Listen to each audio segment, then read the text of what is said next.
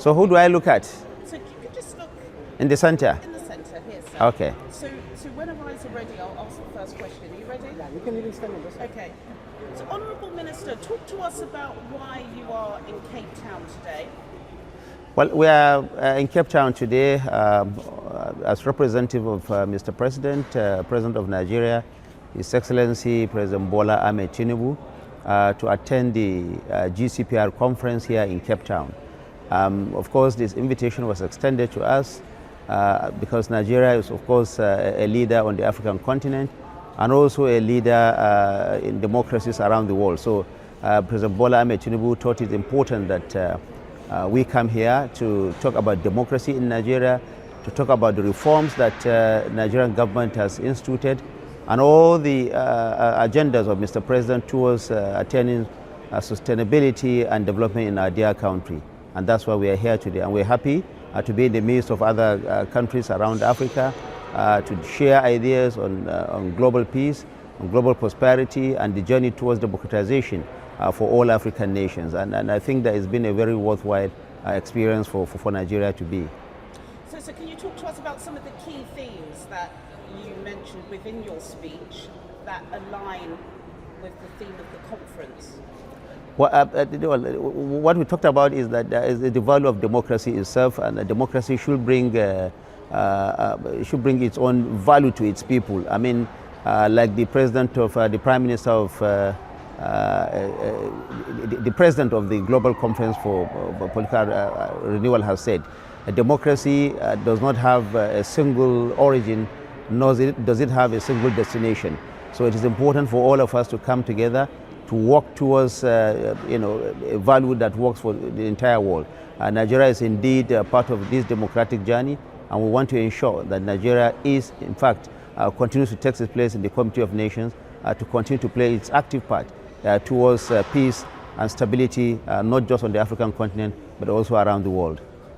Minister, what is Nigeria hoping to achieve from their participation in this program? Well, we need to share our experiences with other African countries, learn from them what they've done right, learn from them the journey towards democratization. As we have learned here, democracy is not just a single word. It also undergoing democratization itself. So Nigeria is learning from other peers around the world, especially around other participants from Africa, from Asia, from all parts of the world. And this, we hope, these lessons will benefit Nigeria towards ensuring that democracy is indeed further strengthened in our country. What message are you bringing to the international community about the current state of politics in Nigeria? Well, the message we are bringing is that message of hope, message of friendship, also telling the world that Nigeria is indeed transforming, and Nigeria is indeed going through reform, critical reform that is repositioning it. And if you look at what we have seen in the last 1 year, almost all the rating agencies in the world are giving a pass mark to Nigeria. All the rating agencies of the world are saying that Nigeria is indeed the destination to be. Only a week ago, the president of the World Bank was in Nigeria, giving Nigeria a pass mark in its economic reform.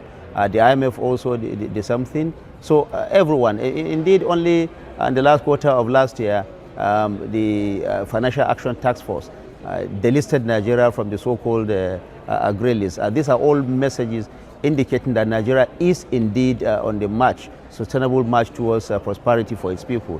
Of course, we've just heard from the Minister of Finance of Nigeria, the Central Bank of Nigeria, that our foreign reserve has grown to about $49 billion. Headline inflation is down, food inflation is also down. Our GDP is on the rise. So Nigeria is indeed turning the corner towards prosperity that Mr. President has promised. Do you think that Nigeria is being presented fairly in the global media space as well as in diplomatic spaces? Well, we think that the international community can do better about its characterization of Nigeria. We've seen what has happened, come out from America, from the United States, about the characterization of Nigeria as a country that does not allow religious freedom. But of course, we have also seen that the American government has come to Nigeria. They've listened to the Nigerian authorities. They've learned from us, and I think that they're having a change of heart gradually We believe that going forward, Nigeria is going to be better understood, and we will also ensure that the international community understands us better so that they can do more business with us, they can have better handshake with us for the peace and prosperity that all of us require for development to take place. When it comes to the regulation of social media globally, that remains an issue. What's your stance as Nigeria, and what direction are you taking? Well, you see, the social media is really a very big phenomenon, and the issue of fake news and disinformation and misinformation is really not just a Nigerian phenomenon. It is something that has disturbed the entire world.